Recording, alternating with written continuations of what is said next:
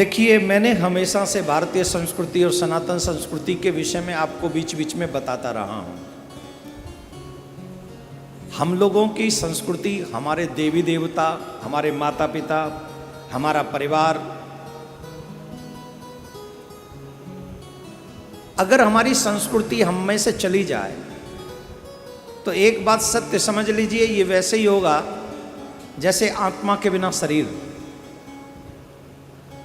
जिसे हम धर्म कहते हैं वो धर्म कोई वस्तु नहीं है। मैं आपसे बार बार कह रहा हूं कि आपका शरीर मोस्ट इंपॉर्टेंट है कि आपकी आत्मा? जोर से बोलिए। क्या आत्मा के बिना आपका शरीर किसी काम का है? किसी भी काम का? जैसे आपके तन को ढकने के लिए वस्त्र चाहिए, वैसे ही आपकी आत्मा को ढकने के लिए धर्म का वस्त्र अवश्य चाहिए। आप निर्वस्त्र जाएंगे, संसार आपका उपहास करेगा।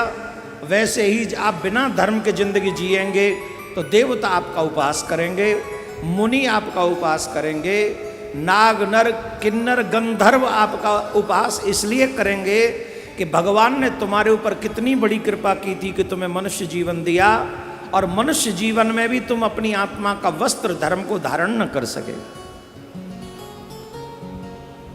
तो जैसे बिना आत्मा के आपका शरीर किसी काम का नहीं है, वैसे ही बिना धर्म के आपका ये जीवन भी किसी काम का नहीं है। मैं आपको एक बात बताऊं, सुनेंगे? ध्यान देंगे? हमारे शास्त्रों में कहा जाता है धर्मो रक्षति रक्षितः। अगर तुम धर्म को अपने जीवन में धारण करोगे, उसकी रक्षा करोगे, तो जब भी कोई ऐसा समय आएगा विपत्ति काल, तो वो धर्म आपकी रक्षा अवश्य करेगा, अवश्य करेगा।